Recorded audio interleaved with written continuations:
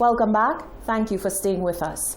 The island has been recording inclement weather since Saturday, the 10th of April, and although there has been flooding in the city and some other parts of the island, the Met Office says the rains in April are a major breakthrough for many sectors on the island, as this time of the year falls under the dry season. The Met Office says minor flooding is a small price to pay for the enrichment of the nation's soil and waterways. Rochelle Gonzalez reports. The past few days from April 10th into Monday, April 12th have been wet ones to say the least, with heavy rains causing flooding in low-lying areas, including the city of Castries on Monday morning. Wanting to know the reason for this, Hot 7 spoke to the director of the St. Lucia Meteorological Office, Andre Joye, who gave this explanation. We have a low-level shear line which has been over us from Saturday, and that rainfall from Saturday into today, it's been enhanced today by a shift in the wind pattern at the surface. So we get in moisture from the south being pulled up across the mountain area, the battling area, and when the clouds get over Castries, they shed the rainfall, and you normally get more intense rainfall happening. And as you know, Castries is prone to flooding easily. Joye said the flooding is a small price to pay, as the days of rain will be beneficial to the island at this time of year. We are in the dry season, so in my opinion, the rainfall is much needed. The outlook was that the dry season would not be that dry, and we can see why. Because we expected that rainfall. It's unfortunate that Castries is flooded, but for the rest of the island, we would expect more better conditions with the much needed rainfall. The dry season spans from December 1st to May 31st annually. Reporting for Hot 7 News, I am Rochelle Gonzalez. Whilst the April rainfall is being hailed as a blessing during the current dry season, there is a major downside to the inclement weather that can affect many on island. Met Office Director Andre Joye's warning that the ash in the atmosphere from the recent eruptions from the La Soufre volcano in St. Vincent and the Grenadines could have adverse effects on human skin as well as water supplies around the island. The heavy rains that have poured down over the island in the past few days will prove to carry both dangers and benefits to the island, according to the St. Lucia Meteorological Office on Monday morning.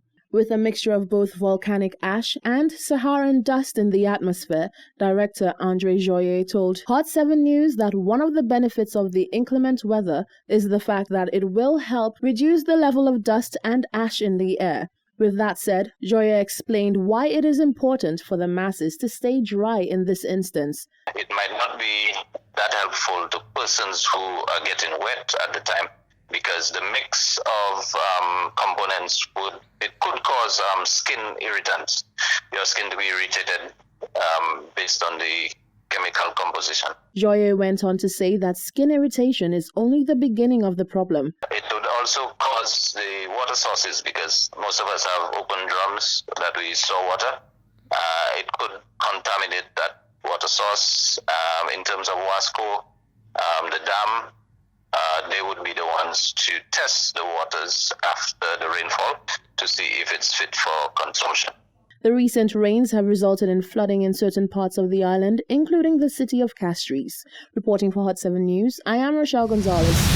Since the La Soufre volcano in St. Vincent and the Grenadines first erupted on Friday, the 9th of April, an argument has been erupting right here in St. Lucia over deposits of dust spotted covering vehicles and other inanimate objects situated outdoors all over the island, including the northern districts.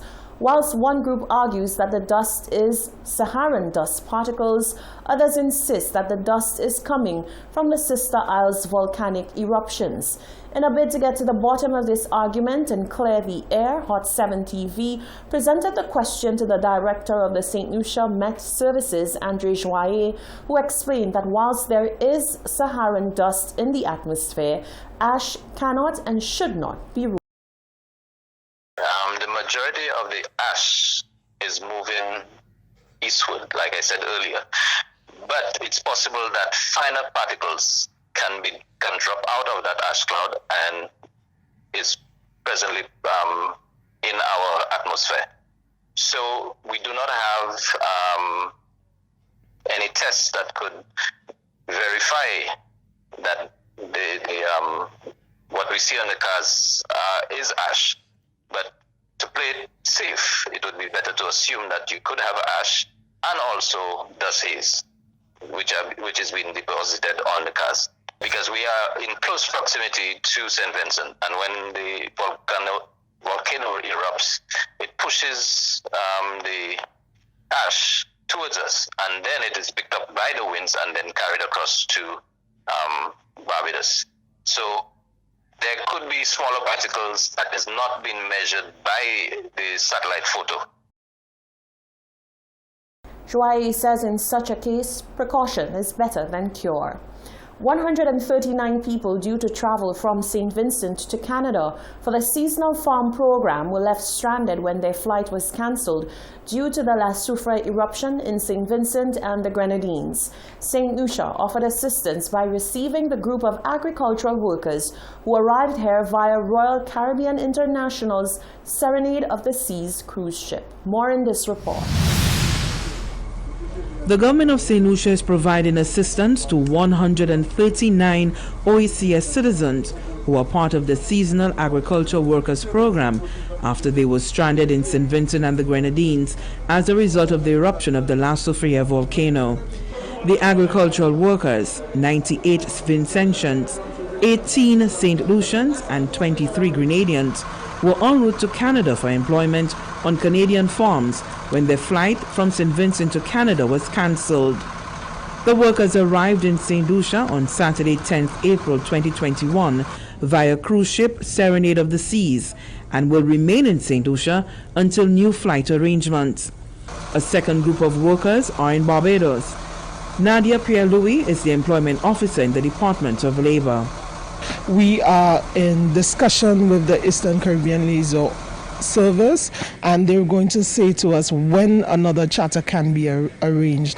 From the looks of things, we're looking at about Tuesday for them leaving St. Lucia onto Canada, but we also have another batch of workers who are stuck in Barbados, and because of the visibility problems, we are not able to have them to come into St. Lucia as yet. The situation remains very fluid. In St. Vincent and the Grenadines, tremors lasting up to 20 minutes have continued to be recorded, with periods of explosive activity or enhanced venting at the volcano.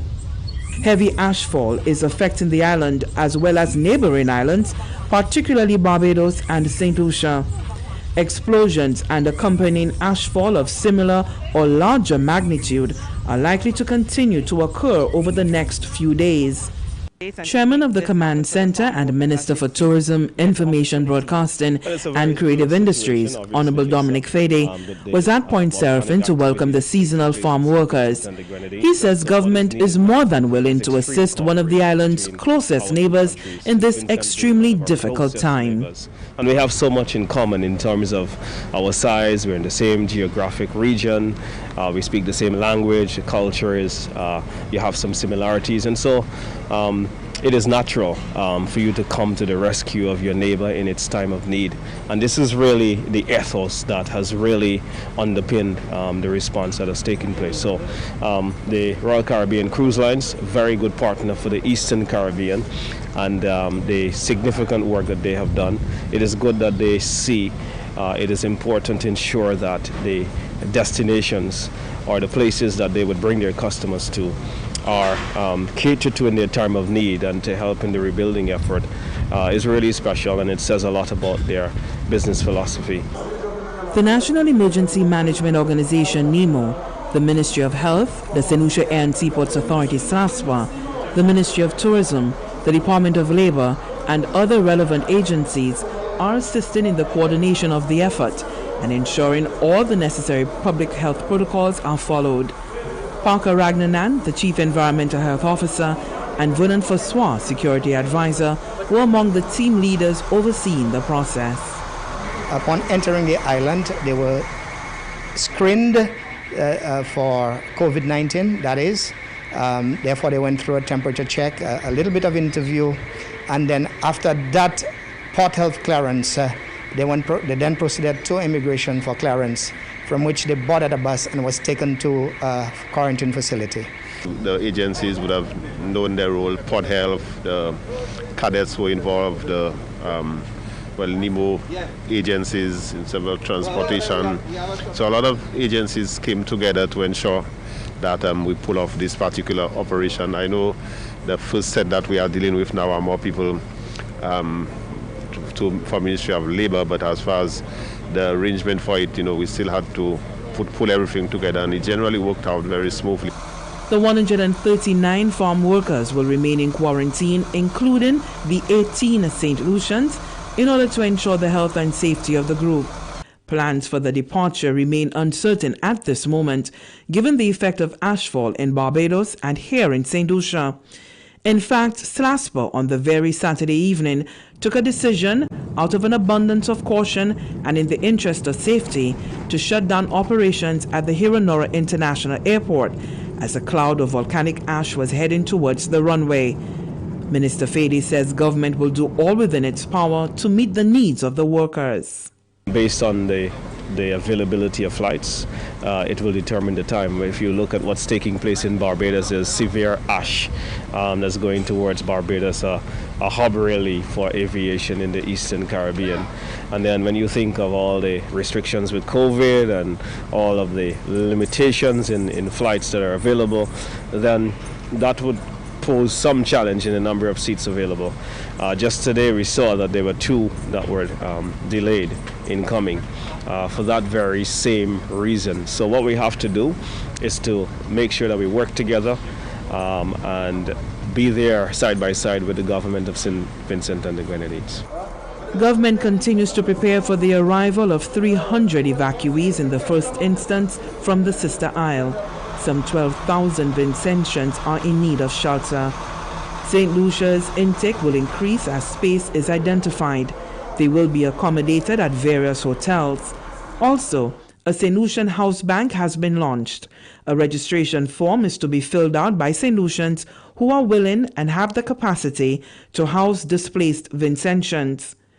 Interested St. Lucians can fill out the registration form, which can be accessed on the Government of St. Lucia website, www.govt.lc.